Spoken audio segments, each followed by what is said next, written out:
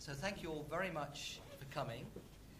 This is the third of the IG Patel Memorial Lectures.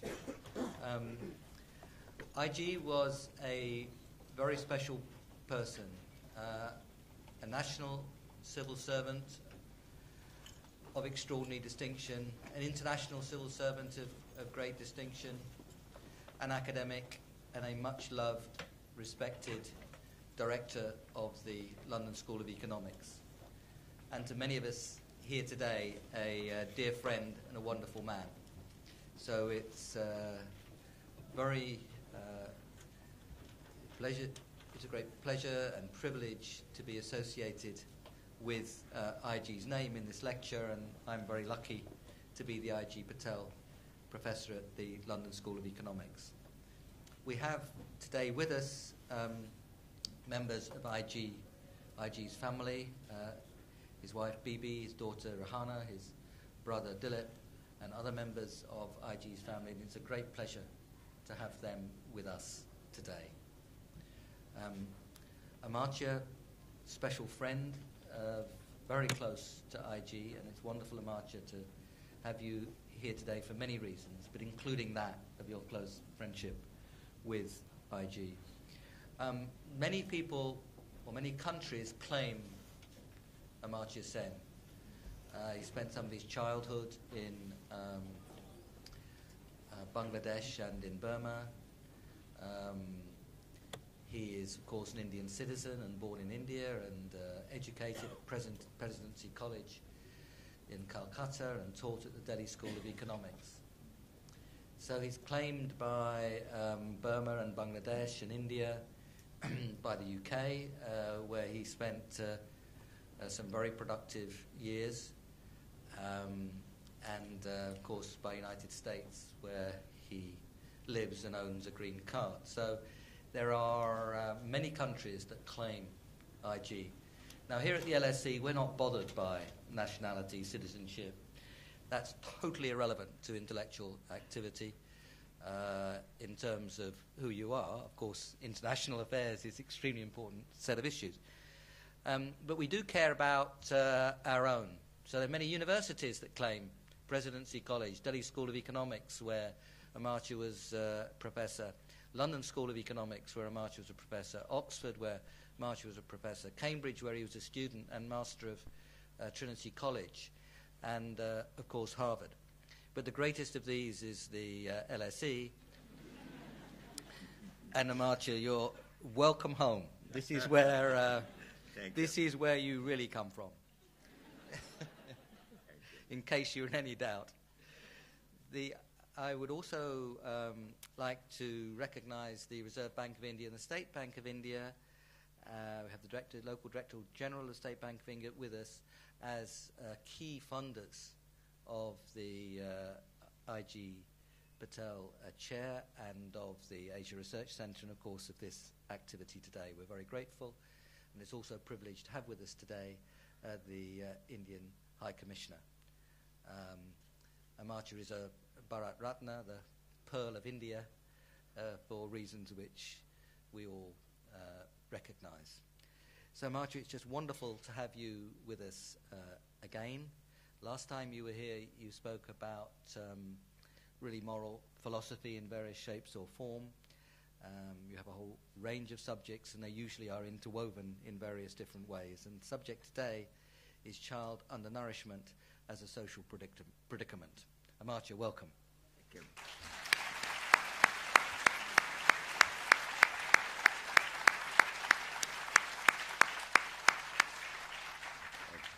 Thank you very much.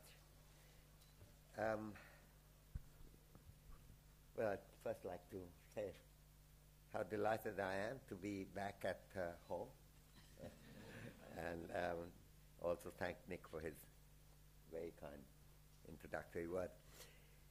Because generally I feel extremely privileged in being able to give this year's IG Patel lecture.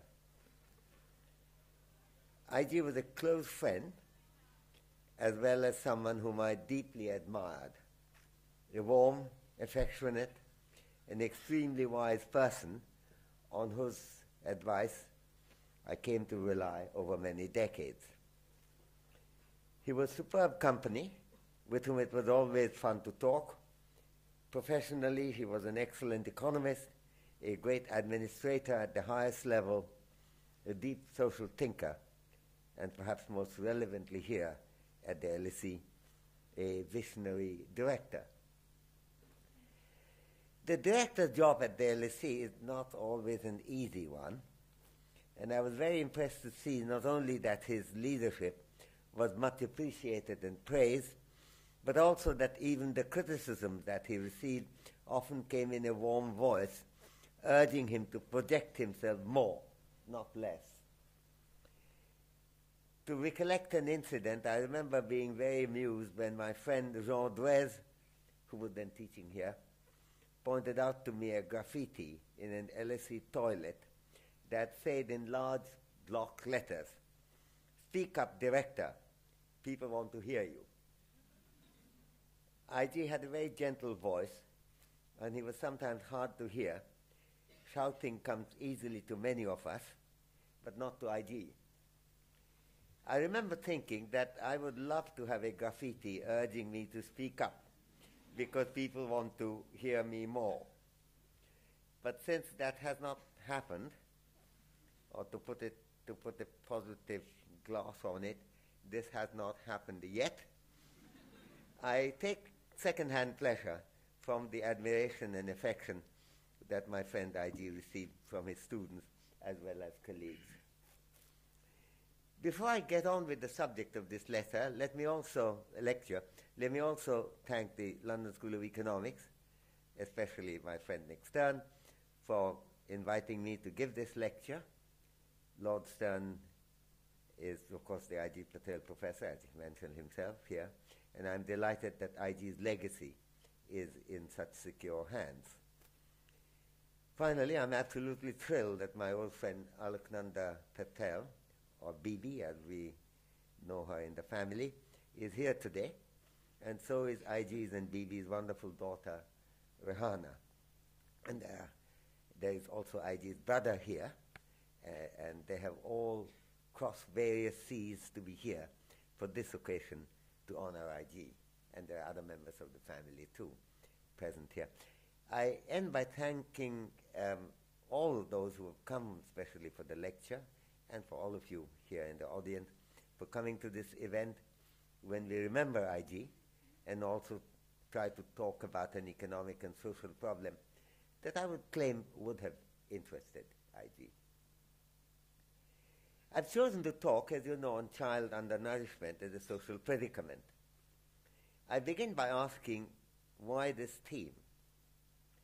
The battle against world poverty had many different components. Some features of poverty are more difficult to conquer than others. There is accumulating evidence in the world that the battle against child deprivation in general and child nourishment in particular is in some ways the hardest fight that human development has to undertake. This is particularly disturbing since continued deprivation of children had more momentous consequences on the well-being and freedom of people, young and old, than almost any other deprivation that characterizes poverty. There has certainly been considerable success in the world in the war against poverty. The often repeated generalization that the poor are getting poorer is not exactly true for the aggregate picture in the world. A great many people have crossed the poverty line to be no longer classified as certifiably poor in terms of low income. The success in this field has been particularly remarkable in China.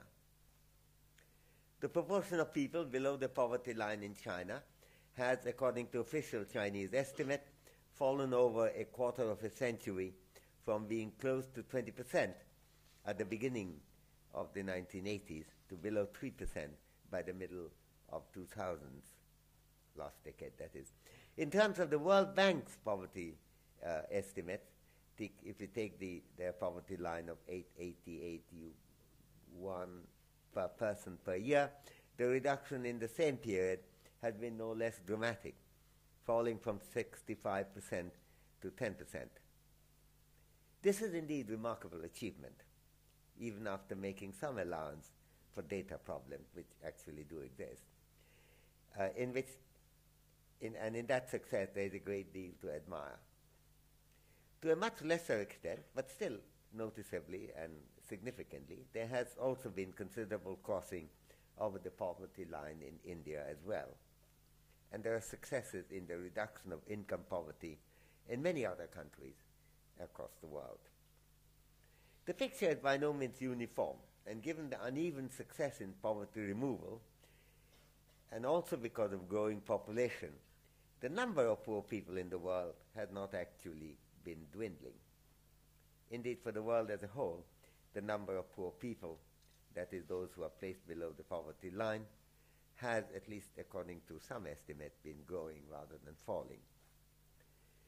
To the countries lagging far behind in this attempt, and there are some, there is much to be done to reverse this particular adversity, and there are lessons here that come from the most successful countries in the reduction of income poverty, most notably China.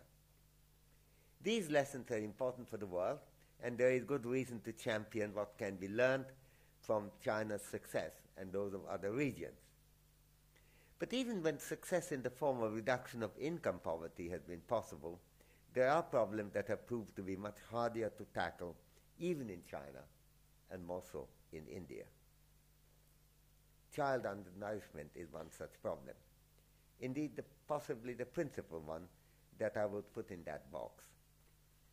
Even though China has addressed the problem of child undernourishment better than India, there too the problem remains to be adequately tackled.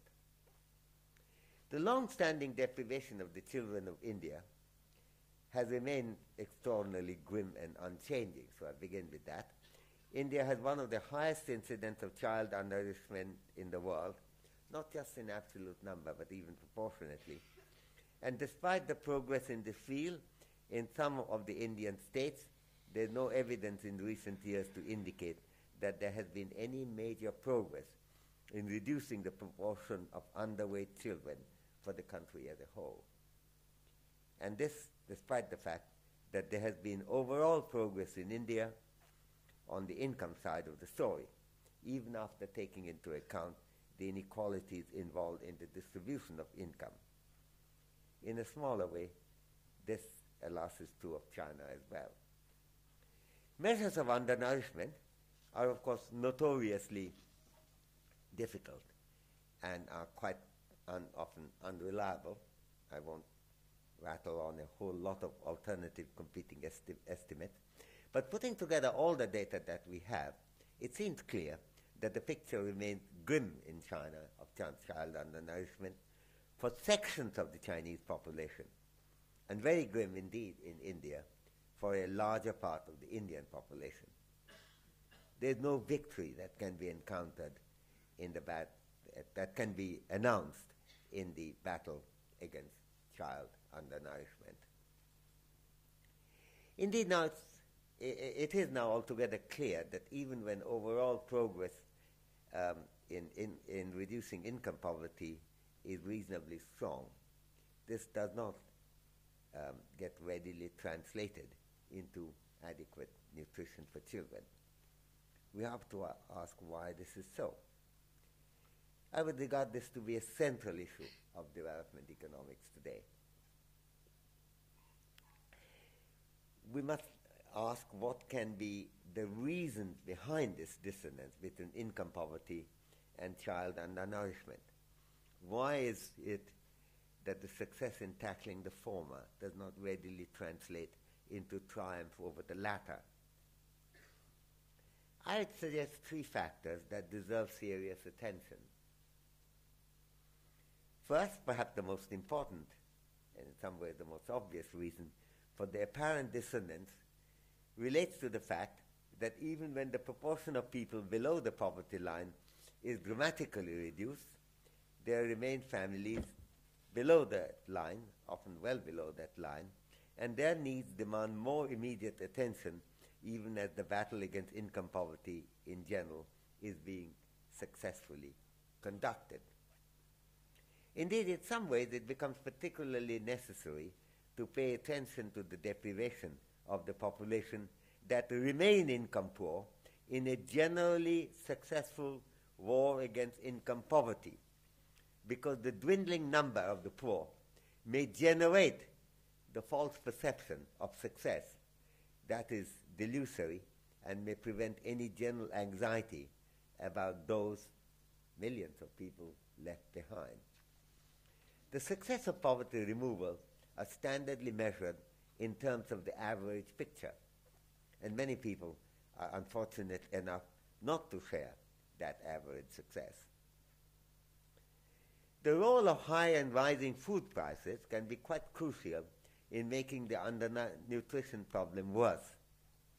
And to a great extent, this has happened in India in very recent years. I was talking with Bibi Alexander Patel just before the talk about how some of the necessary commodities like rice and dal have grown in price. This is, even as I was writing the lecture, the picture seemed to get more and more grim. When increasing food prices is added to the problem of stagnant income of a large section of the population, the incidence and resilience of undernourishment can be very substantial indeed. The second reason for the distance between success in the reduction of income poverty and the removal of child deprivation is the perceived urgency of some demands on family money other than nutrition.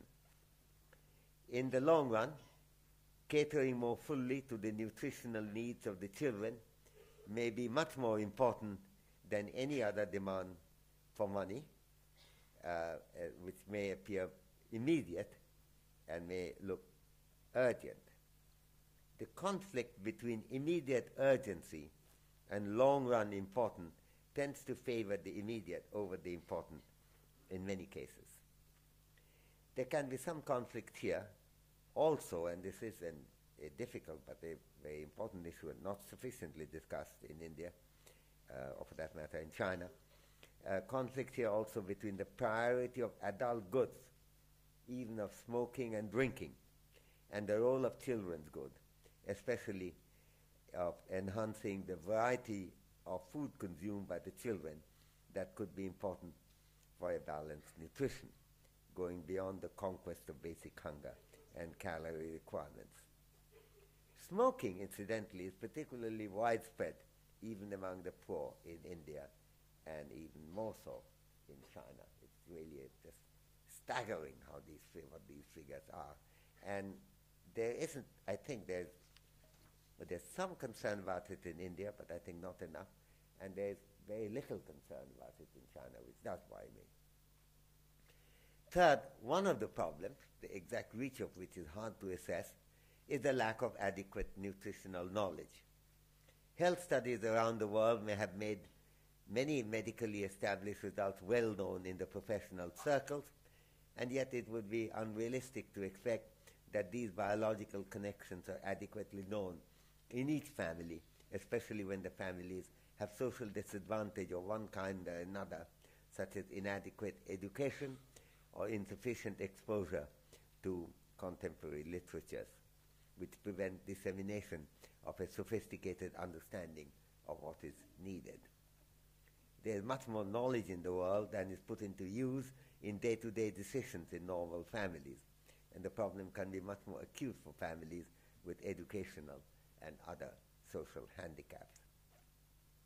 For all these reasons, there is need for paying specific attention to problems of child deprivation. Even though the need is less acute and less widespread in China than in India, there is still commonality in the nature of the problems in the two countries, which gives relevance to somewhat similar instruments for dealing with the special problems of child deprivation, especially nutritional deprivation. And on that I'm going to concentrate quite a bit of my time. So what the problem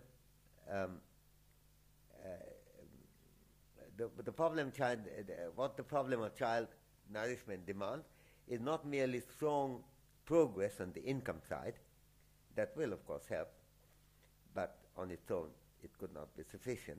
I'll have more to say on this presently, but also systematic state public intervention in the field of food and nutrition.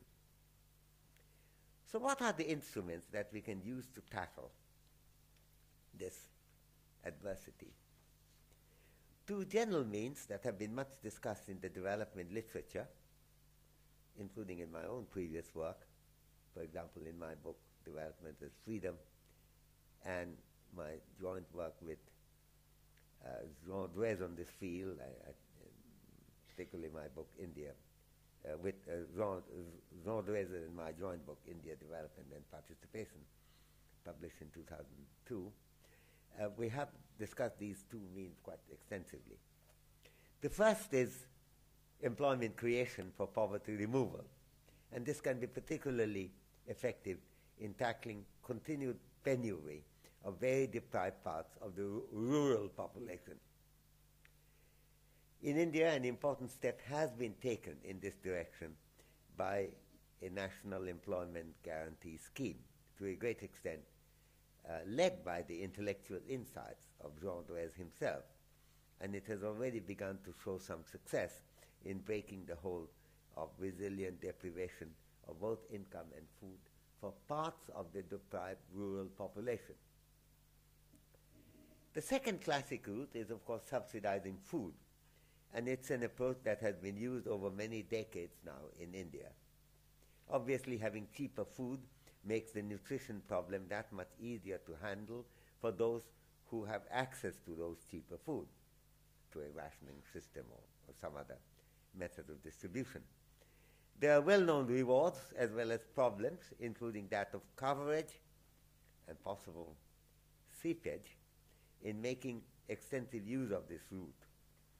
And while I will not concentrate on these well-known measures in this talk, I want to discuss other things, I would argue that their efficacy can indeed be quite important in dealing with the child undernourishment. So though I'm not talking about employment and food subsidy, they are very important.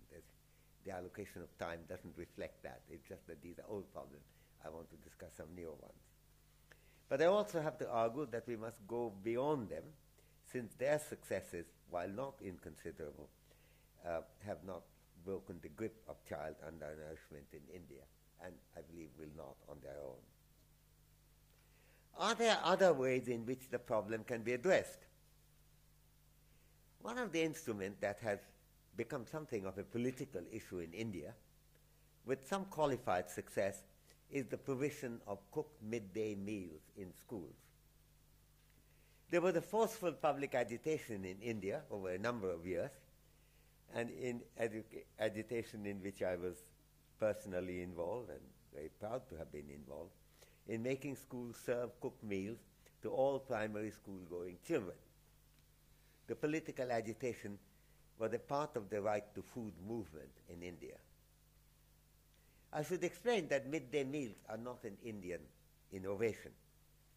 They have been used in Europe for centuries and elsewhere to make schools more attractive to children and to feed them better.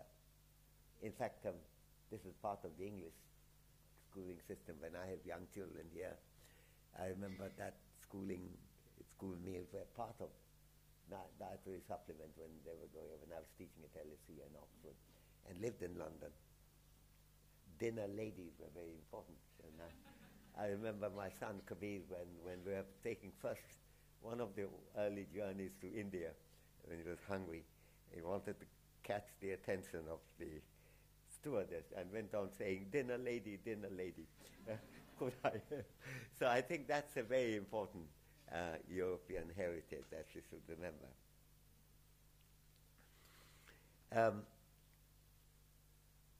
The agitations about midday meals were to a considerable extent successful. In response to a public interest case, even the Supreme Court of India expressed its support for the right of Indian children not only to go to school, but also to have cooked midday meals there. Many states in India immediately argued that they did not have the funds to make this possible, since this was a state jurisdiction subject. There are indeed financial difficulties that several Indian states actually do face. Consequently, when the central government ultimately accepted the necessity of providing cooked meals to all primary school children in India, it also had to take on financial responsibility for making the states meet this necessity through financial assistance to varying extents. As it happened, some states in India, notably Tamil Nadu, already had good program of providing midday meal to all primary school children. Indeed, Tamil Nadu has pioneered the entire experiment with school meals in India, and with quite a remarkable success. I think of my friend S. Guhan, who was very instrumental in that as secretary at that time of the Tamil Nadu government. Very much something which he worked out. Not surprisingly, as in every field in India, the achievements of different states are immensely variable in the successes and achievements of school feeding programs. And yet, whenever a school meal program has been implemented across the board, there have been noticeable impact on the population involved. In fact, cooked midday meals served in schools provide a number of interrelated and far-reaching benefits, especially in the Indian conditions. And it is worth recollecting the big reach of that one program, even if briefly. First, schools are an excellent point of delivery to those in the greatest need in the primary schooling age, and so the possibility of reducing that deprivation through policy, through giving meals to every school child, had a very strong case.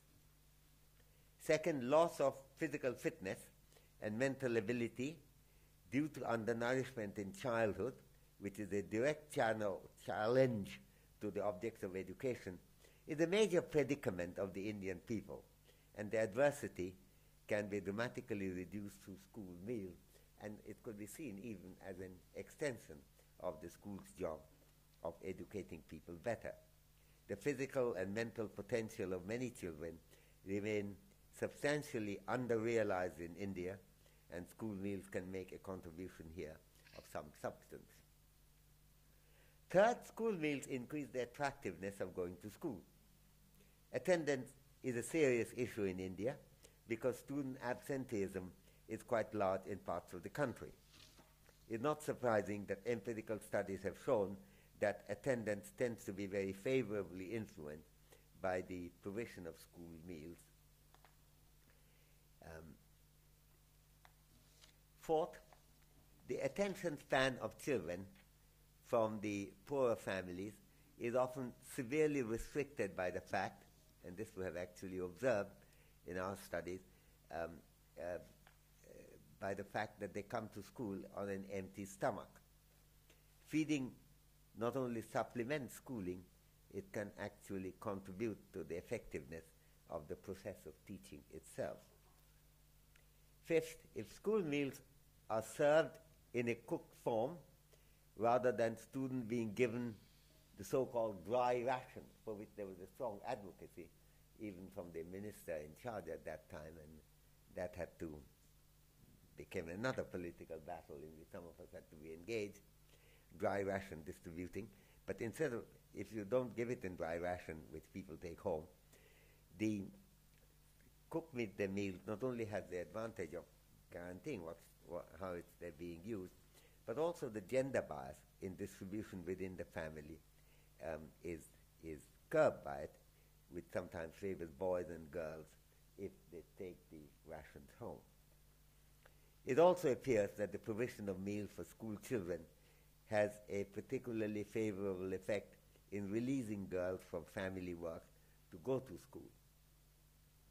Sixth, the experience of eating together in schools without differentiation of caste, religion, class, or ethnicity is also a contribution towards building a more united people. Being schooled together is itself an egalitarian experience, and eating together in schools can add greatly to promoting a non-discriminatory outlook. Not surprisingly, the main resistance from parents to the school meal program, and there have been resistance, that makes all children eat together the same food, has often come from well-to-do families who argued that they could feed their children better than what the shared cooked meals gave to all children in a non-discriminatory basis. And there was also some question about eating together. There might be some truth in the fact that many of the richer families could provide better meals than what was generally provided to all. And yet the idea of eating together the same food, no matter whether the children in question come from a rich or a poor family, also has some real social value. The resistance still remains, but its force has been less acute over the years in regions where the practice of eating together the same food has become standard and unremarkable, where the program has been successfully implemented. There's considerable evidence that has accumulated by now that the school meal program is a success in India wherever it has been effectively implemented, with clear indication that the expected positive results have been realized, even if to varying extent, depending on the effectiveness of the implementation. The charitable trust called Trinity Trust that I was privileged to set up in 1999 using my Nobel Prize money. There was one trust in Bangladesh concerned mainly with gender equity and one trust in India. The Indian trust has undertaken some empirical studies on this, particularly in the state of West Bengal and little in the neighboring state of Jharkhand. And even though the work is not yet completed, the indications, and I've seen now the latest statistical results that have emerged from this survey, are clearly favorable to the view that the expected benefits of school meals are indeed being realized quite substantially. However, the reach of the school meal system in India is still quite limited. There are limitations of three different types. First, the content of food is still quite poor, and while having some cereal, some pulses and vegetables, and an occasional egg is still a huge benefit for many poor families, the coverage of these meals have to be expanded when that is possible. Second, the school meal program has not come into regular use still in a number of states, and there is a huge regional asymmetry on which I spoke earlier. The need to expand the regional coverage is now imperative.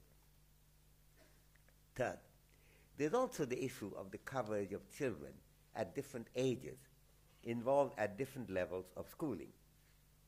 School feeding programs have been mainly used in elementary primary schools, and in some regions for preschool children when there are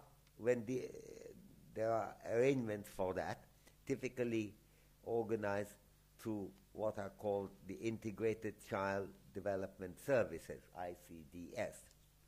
Nutrition is certainly crucial at these levels, and they have to, they need to have full regional coverage. However, before long, it will be important to move on to the later stages of schooling as well, such as secondary schools, since the nutritional deficiencies in India are quite widespread over the years of a child's life. Once it's recognized that economic growth alone is not going to eliminate the problem of child undernourishment, we have to think of the long-run, widespread use of public intervention in this field. Now, here I'm going to make one of the economic points, most of what I'm discussing is common sense, but one of the points of some economic significance which is often missed. The point to bear in mind in understanding the process of economic growth is that even when income growth does not adequately conquer undernutrition in general and child undernourishment in particular, it does increase the resources that are available for public expenditure. Indeed, it's quite remarkable that the Indian experience indicates that when growth of GDP is at 6, 7, 8, or 9% per year, public revenue has tended to grow much faster, like 9, 10, 11, or 12% per year. And what the market cannot do on its own can be done by the state by using the resources generated by the market. There's an important issue of a complementary economic strategy here. The general issue was discussed by Jean Drèze and me in a very early book in 1989 called Hunger and Public Action. But its relevance in the Indian context, it came to me, and I think to Jean also, as considerable surprise, and vindicating what we are trying to say, of course.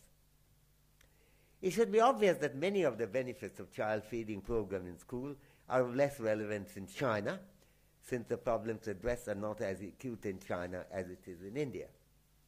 And yet there is a somewhat shared need to do more for child nourishment than happened automatically from the increase in family income.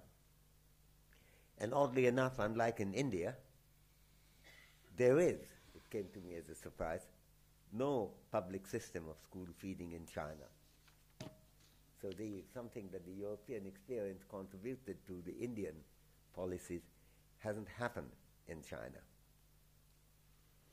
In this context, it's particularly interesting to see that the relatively small programs of nutritional improvement of boarding school students in poor rural areas in China, this is all first letter capital, this is technical, this is a particular scheme, which was initiated by the Chinese Development Research Foundation, CDRF, in Beijing in 2007, with which I've been associated as an advisor, has observed a significant difference between the nutritional and health levels of children covered by the program and other Chinese children in boarding schools who are not so covered. Indeed, the CDRF has examined the achievement of special nutritional intervention not only in physical conditions and physical abilities, but also in academic performance, and even, though this is much harder to study, in mental health. There is evidence, accumulating evidence, of that direct nutritional intervention makes a difference in each of these respects. So even though the problem plaguing the nutritional challenges faced by Indian children may be more acute than those of Chinese children, direct nutritional support can actually play a similarly positive role for many children in China as it does in India. One of the problems in confining nutritional intervention to children already in school is that the preschool children, whose nutrition is extremely important, are left out of the initiative. Somewhat surprisingly, again, China does not have any scheme like the Integrated Child Development Services, ICDS, in India, in the form of a countrywide public initiative to reach preschool children to reverse nutritional neglect. Even though India's overall record in early nourishment remains quite poor, in those areas, for example, again Tamil Nadu, but a number of other states too, in which ICDS has been successfully implemented, and we have studied that again with Pratichi Trust, it has made a substantial difference to reducing the undernourishment of very young children, from which there is something to learn, not only for other states in India, but I would submit also for China.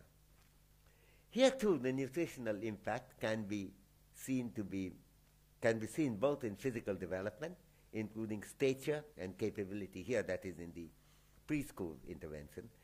In physical development, including stature and capability, physical capability, and in mental achievement and mental capability, particularly in the development of intelligence and alertness, as the results of CDRF studies indicate. Indeed, it's in the preschool years that the growth of the brain is fastest, given adequate nutrition, and the long run as well as the immediate impact of better nourishment of early childhood can make a gigantic difference to the lives of children and the adults they grow into. Even though there has not been any significant empirical study of the long-run impact of nutritional intervention in early childhood in India, for one thing, the ICDS had not been operating long enough to allow any long-run effects to be systematically, statistically studied, there is evidence from some of the successful implementation of early childhood support in nutrition that this kind of intervention does indeed make a fairly quick impact on the physical and mental capacities of young children. And if that finding is combined with extensive medical evidence from around the world that early development of the mental and physical capacities of children does have a strong influence on the cerebral and physical abilities of people later in life, it would be reasonable to expect that early childhood intervention is making a substantial difference to the lives and capabilities of people, especially poor Indians, both in the short and the long run, in those parts of India where the implementation has been taking place. More direct studies will be needed in this field in India to sort out the complex empirical picture more clearly. But given the profound importance of the issue of early childhood nutrition, this is certainly a subject of considerable importance, and some contingent hope that a deal can be made, that a dent can be made in the dreadful record of India in the nutritional deprivation of children in particular. Even in China, not just in India, there is evidence that there is considerable problem of growth retardation, and again studied by CDRF, an incidence of being underweight among rural children in some areas, compared with children of similar age group in urban areas. The Child Development Research Foundation has also begun a pilot program in this area under the banner of Early Childhood Development in Poor Rural Areas. It just started last year. And that project includes both nutritional support and preschool education for very young children. Since I'm connected with these efforts, I will be visiting them again this fall, and on a future occasion I can see how the progress is going on that. When the results of this intervention is fully analyzed, there will be a great deal to learn from it, both in China and in India and indeed elsewhere. The logic behind extending nutritional and other support from school children to preschool children is easy to see. The reasons that lead to nutritional and other deprivation of school children in poor groups, often related to both lack of nutritional knowledge and lack of income, among other social handicaps, would tend to apply to young children as well. Exactly the same reasoning applies to preschool children too. The main difference comes between supporting the school children and extending their support to preschool children does not lie in any difference in the causal conditions that lead to deprivation in the respective age groups. The difference lies rather in the easy feasibility of intervention in support of school-age children, which is relatively simple to undertake through schools, compared with the difficulty of reaching the lives of preschool children. However, once a problem has been diagnosed and the needed lines of support have been identified, the implementational issue can be taken up, involving small or large departures from traditional routes of intervention. This is certainly a hugely important area of practical research, not just for India and other countries that have been less successful so far than China in the removal of poverty, but for China as well.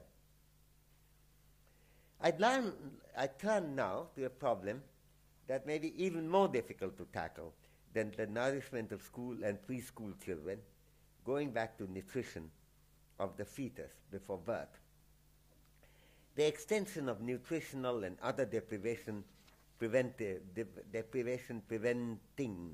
intervention from school-age children to preschool-age children going backward would certainly be a major step forward, moving downward in age. But the downward move of intervention in age need not, indeed should not stop there, since there is a big problem of deprivation even before a child is born, related to the fetal phase in the evolution of life. This is a subject that has been much studied in the context of deprivation in India, but I do not know enough about research on this subject with Chinese data, and indeed I believe they probably don't exist, to ascertain whether the issue of fetal deprivation is a factor of importance in China or not. Indeed, India and South Asia generally have an exceptionally high incidence of low birth weight babies reflecting fetal deprivation. The causal antecedents of this phenomenon can be traced largely to the widespread prevalence of maternal undernourishment in India. But moving forward from high incidence of low birth weight to its impact, it appears that this is an important explanatory variable in the widespread prevalence of child undernourishment in India, and it relates ultimately, of course, to the broader issue of gender bias against the interests of women. This diagnosis is confirmed by the cross-country regression carried out by Siddiqur Osmani, who was a student of mine here many years ago, and Oleg Bhargov, also another student from LSE many years ago, in their attempt to explain inter-country variation in childhood malnutrition. Their cross-country statistical examination shows that if the set of explanatory variables included only the standard determinants of child malnourishment, such as income, immediate food intake, health care, and female education. Female education is something both Rondres and I have done much to emphasize, but even if you take all that into account, but left out the extent of low birth weight, then there remains a sizable unexplained excess of child undernourishment for South Asia, which is attributed in this cross-country statistical study to the regional dummy variable, to it being a South Asian. However, and here is the positive part of the finding, as soon as low birth weight is itself introduced as an additional explanatory variable, the dummy variable of being South Asian loses its significance altogether in explaining child undernourishment. That is, there is no unexplained excess left anymore. This does strongly suggest that the low birth weight is probably the major reason for South Asia's higher incidence of child undernourishment, which is, of course, as I mentioned earlier, is very remarkable in comparative perspective. And I'm trying to argue that it really is traced back to gender bias. I've not been able to find enough empirical studies in China to be able to form a view on whether and to what extent this issue is of relevance to China. I've not been able to find any data to be able to conduct this work.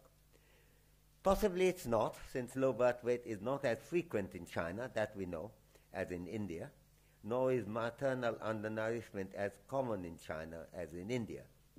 However, the thing to examine is whether there are deprived sections of the Chinese population which may suffer from similar problems. Chinese gender bias, which is quite strong, tends largely to take a very different form and is now largely reflected in the high incidence of sex-selective abortion of female fetuses, which is much higher in China than in India. The abortion of female fetus involves a very different type of gender bias, and in itself it does not tell us anything about maternal deprivation and fetal undernourishment.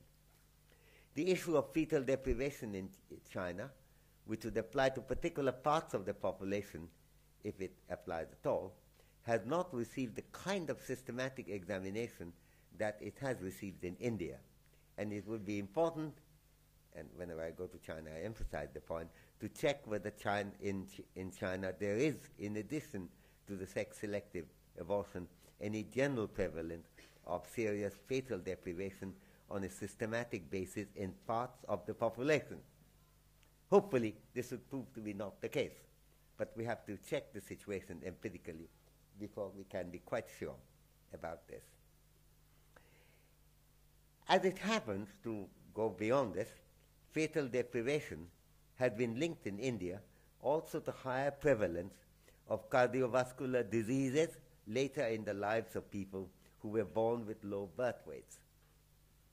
This connection has been investigated in a pioneering way by a medical researcher, a doctor, of course, Professor David Barker and his collaborators in the University of Southampton, working with English data over a long span of time.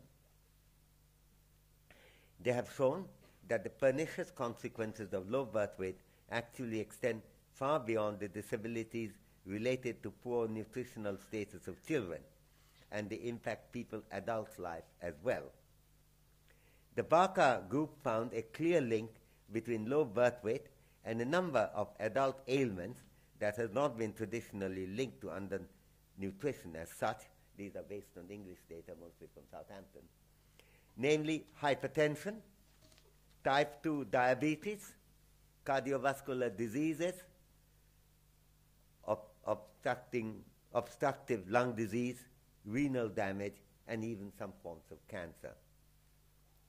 A question that arises in this context is whether the effects of nutritional deprivation in the fetal stage can be eliminated by greater nutrition after birth. Oddly enough, this seems very hard to achieve. And indeed, exactly the opposite consequences may result from such efforts at making up for fetal deficiency. Indeed, very depressingly, the studies based on English data indicate enhanced health risk when low birth weight is combined with abandoned nutrition after the first year of life. Adults who were born with low birth weight but enjoy relative affluence in their adult life are more prone to these diseases than those who remain under nutritional stress even as adults. And if they also happen to enjoy overnutrition in the late childhood, then they are in even greater danger of catching these diseases in adult life than those who remain undernourished throughout their childhood. There are, by the way, there's a lot to be said on this, which I'm skipping, but there is a paper of mine jointly with Siddiq Osmani, which came out, I think, do I have a reference here? I think it was the inaugural number of a journal called Biology and Economics. Came out about 10 years ago, but I think I don't have a reference to it here. But it's easy to trace. That was 2003, I think. Yes. Is that what you have? Yeah. Where did you get it? It's in your talk. Oh, in the talk. Oh, is there? I think. Okay. All right. Okay, thank you. I thought that this is some kind of magic. Okay. There are many critical issues to be resolved before we can entirely accept this picture. But the empirical picture that has emerged from the English data that have been studied seems to be full of odd connections and impacts that need to be followed up. Well, I must stop here. The analysis of child deprivation in general and child undernourishment in particular is one of the most urgent areas of development study in our time. The problems are more serious in some countries, such as India, than they are in others, including China. And yet, there is a significant relevance of this analysis for China as well. And in some ways, the mechanism for public intervention in nutrition, supplementing what happens in the market economy, seems to be less rather than more organized in China, dealing with things like pre-school intervention and school meals. There are lessons from the experience of the better performing Indian states, not only for other states in India, but potentially also for parts of the Chinese population as well. And when I was there last in China in October and November, they're very willing to look at that evidence. Indeed, there's real interest in that subject. One general conclusion is that we must take the investigations of poverty and of ways of means of its removal far beyond the income-based investigations. Indeed, child undernourishment is one of the critically important areas of public policy research today. With the help of Indian and Chinese information and the benefit of medical research with English data, we have also seen the long reach of the undernourishment issue. Older children, younger children, and even fetuses fall within the relevant domain of necessary investigation today. To conclude, if there were a graffiti today, whether in an LSE toilet or not, demanding that I speak up on some issue of policy importance, the broad issue of child undernourishment could sensibly be my chosen field for speaking up. I believe IG Patel would have approved of that choice for a reason that I have tried to discuss. I end by remembering IG again and reiterating my immense admiration for him as a scholar, as an intellectual leader, as a policy analyst, of course for me as a friend, and last but not least, as a wonderfully warm and sympathetic human being. There have not been many like him. Thank you.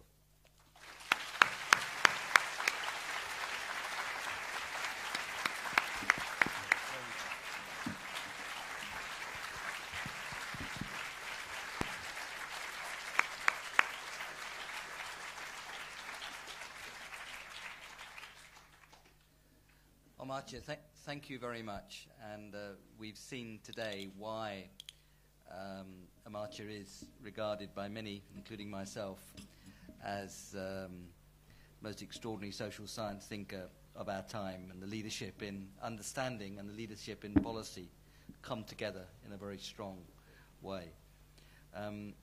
Amartya, we have now about 20 minutes for discussion. So I hope that you will have questions and try to keep them short so that as many questions as possible come. Lady right at the top there. Thank you.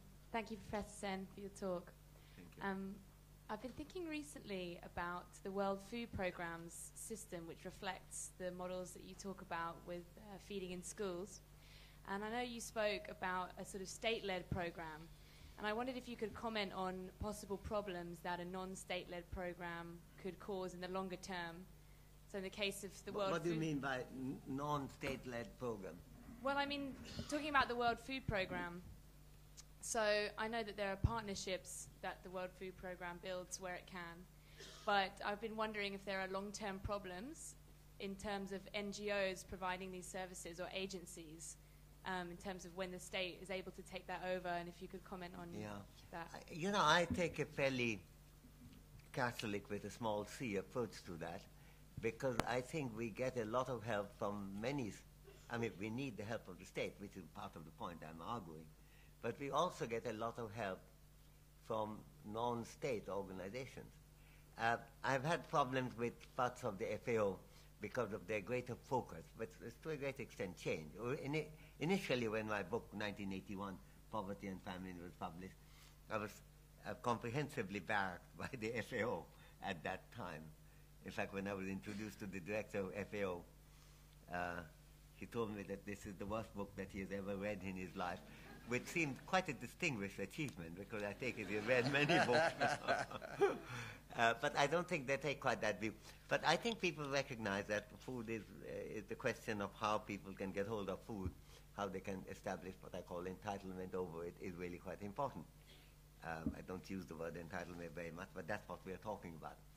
And I think many non-state organizations have played a big part. I'm very proud of the fact that for 2 years, when I was privileged to be the Honorary President of OXFAM, we were not only doing, of course, food distribution, we were also doing employment, we were doing political advocacy of these things.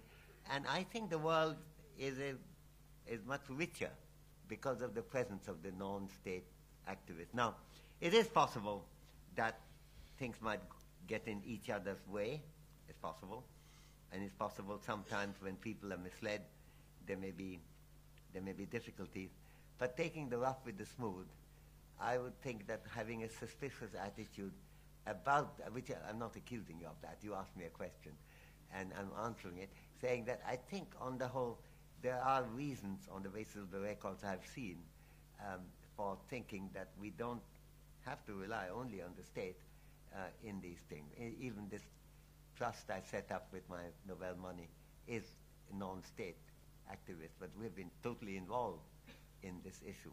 So I would say, yes, if there are reasons for concern, we have to be aware of them.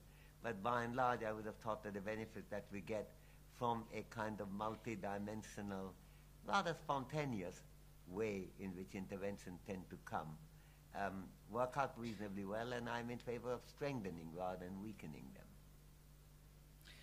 Amartya, just to follow on that, there is an issue of the right to the meal, and that's something which could be determined only by the right to the meal, the right to be to have the school meal.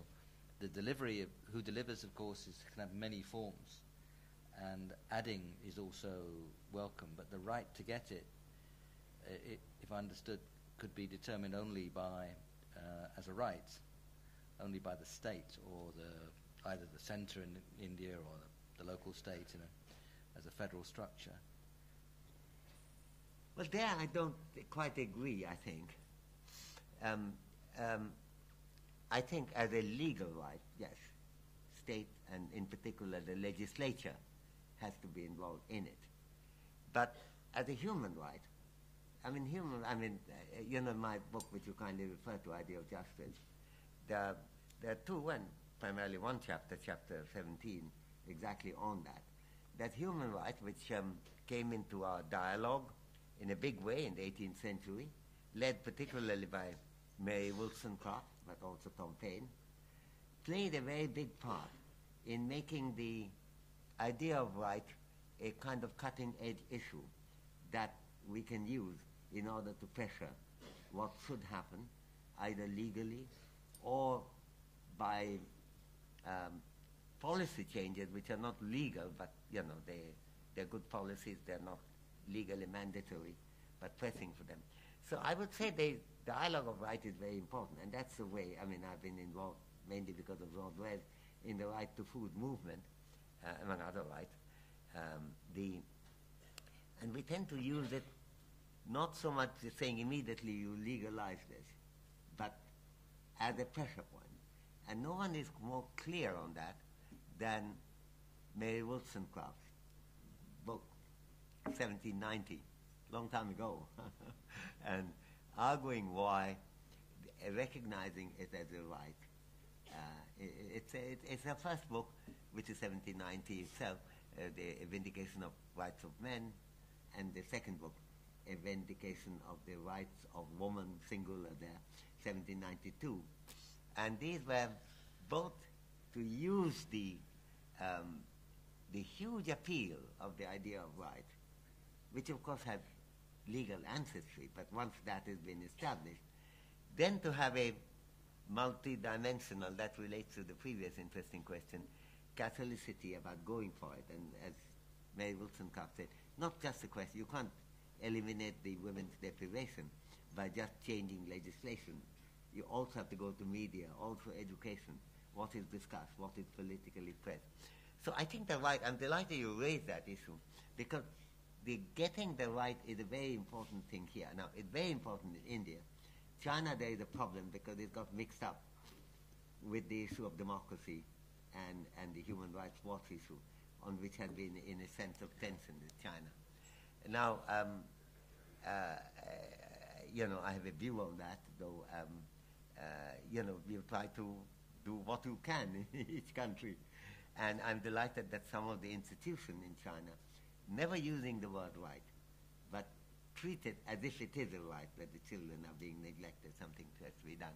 And ultimately, what really turns on, and that's again in Mary Wollstonecraft's thought, is what we can do at this time in the best way, bearing in mind its short-run impact as well as long-run.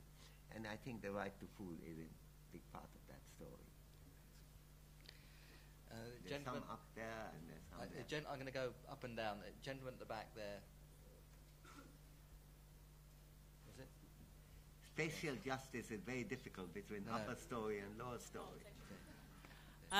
Woman at the back, but anyway, I don't know if I've jumped in instead of somebody. Where are you? I think, yeah. But thank you very much. The chap in front of you, go next, that's all right. Okay. Don't worry. Thank you very much for your presentation and for the conversation, both of you. My question follows on very closely from what you've just been discussing about rights, and And in a country like India, or also a lot of countries in sub-Saharan Africa, where the access to education for girls and boys is very different, I wonder, Professor Sen, if you have a suggestion for how nourishment interventions could be extended to those who can't access education. Well, I don't have a formula, but this is a subject where, this relates very much to the kind of issue that came up in dealing with Nick's question. Namely, this is a subject really for agitation, a great deal. And I think in India, the fact that women's issues get much greater attention, they don't get often credit for it, but the feminist movement and women's movement have played a hugely important part in bringing vision into that. I can tell you something on that because I've been trying to hammer on the women's rights issue for a long time. But when I first began talking about it in the 60s, it was treated as completely as an eccentricity. As one of my friends said, well, you recognize we like you, we think of it as an amiable eccentricity. But eccentricity nevertheless. But that's not the situation quite now. And I remember still, and if I may be nostalgic, time when I had only one sympathetic listener, and that was a judge named Leela Seth, Vikram Seth's mother, the novelist mother. She was always present there, cheering me along. But now that's not the case, and I think the women's movement have played a part. The same issue comes up in the context of Africa too. And a number of the NGOs connected with women's interests have been very concerned with that issue. So I would say that the first solution, the first step in solving any problem, and it's probably half the battle, is to identify what the problem is. The second step is to do something which makes those steps, those survival conditions challenged. And I think nothing happens without public agitation. I'm a believer in state's role, but I'm not a believer only in the state's role. The state doesn't often do anything unless it's pushed. And therefore, I think the question that you're raising requires ultimately some state action too, but it's not a question of formulaic state action. It's a question of what we can put on the agenda of politics and discussion and media on this. And I think the media can play a hugely important part in this. And one of the problems in Africa, of course, has been that what began as an early development of powerful, forceful media came to very tragic state in the middle. My first visit to Uganda was 1963. I was giving lectures in Makerere College. I remember writing in an Indian paper how impressed I was with the robust fearlessness of the Ugandan journalists. And there was other African journalists too in this meeting, in this Makerere College. But by the time my paper was published in India, but within a year of that, half the people I dined with in that meeting were dead.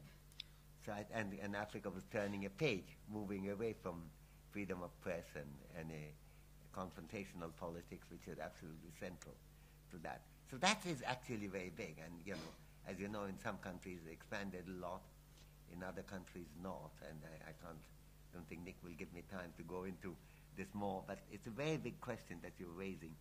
But if the way to Carnegie Hall is practice, practice, practice, the women to the fulfillment of rights is agitate, agitate, agitate. So there's a gentleman just there. All right.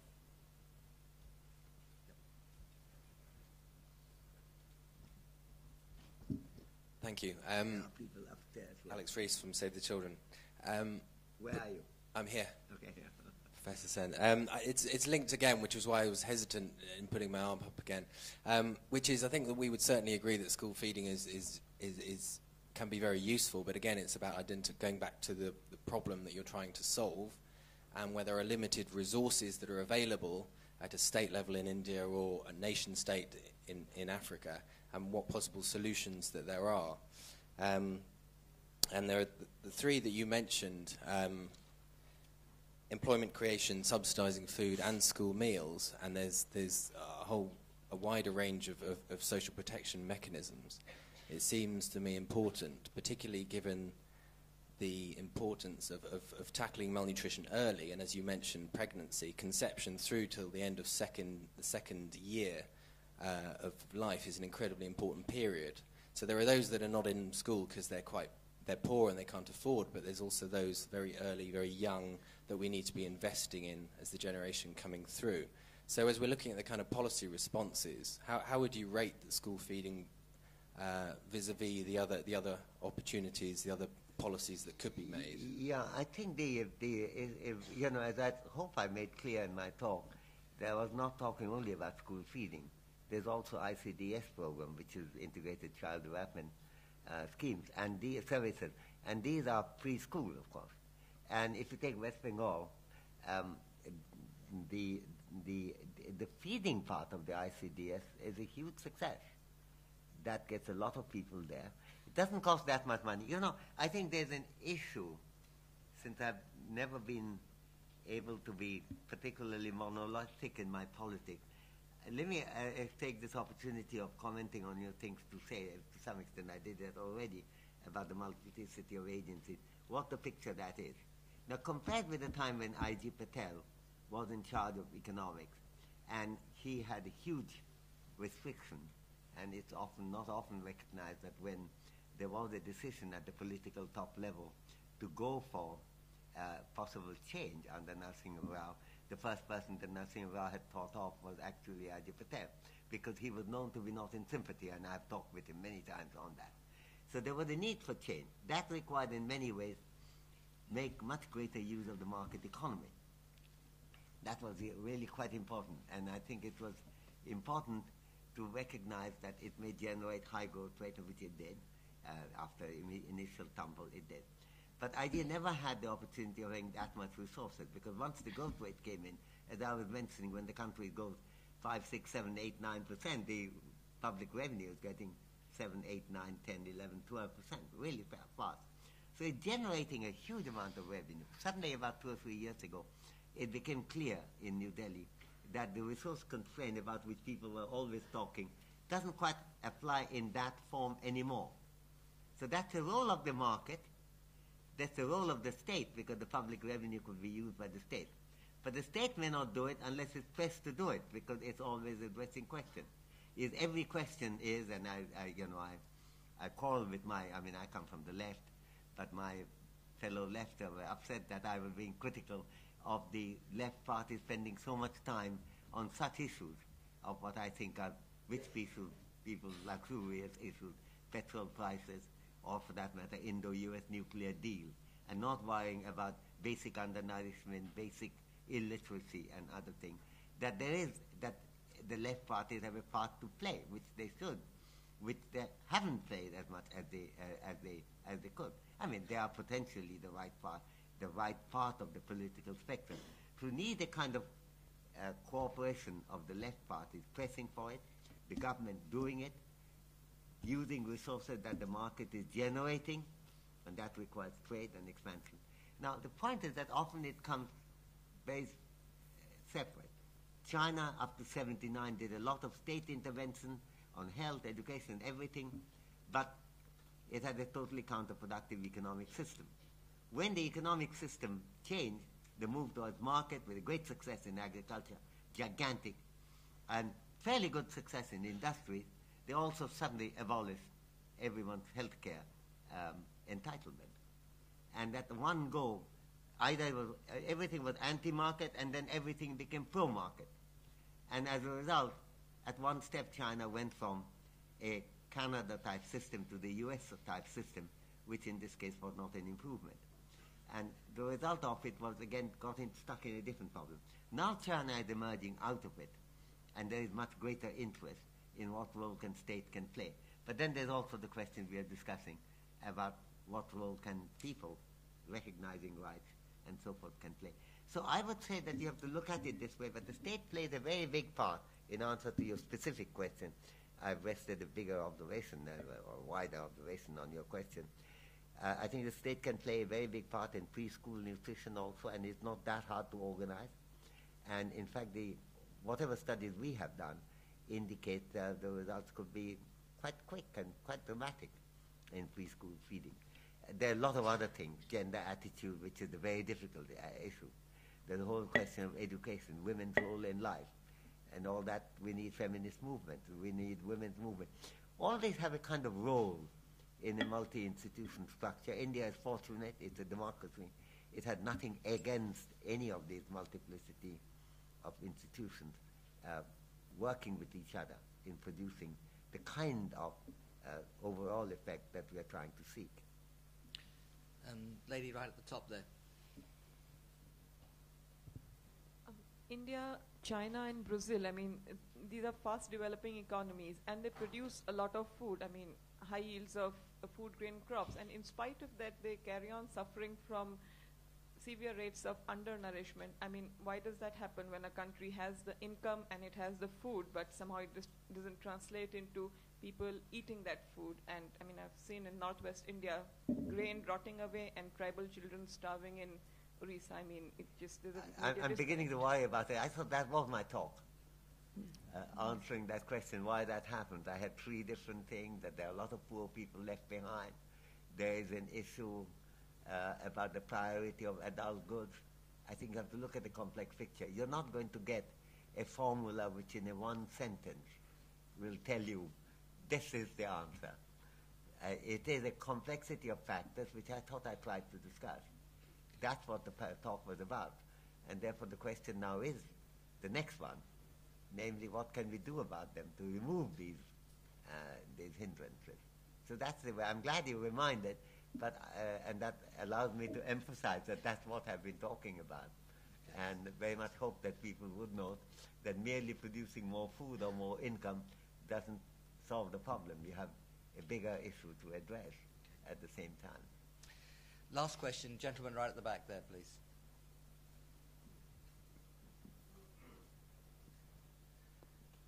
Thank you, Professor Sen. You placed this undernourishment right up there on the progress ladder of humanity. My question is,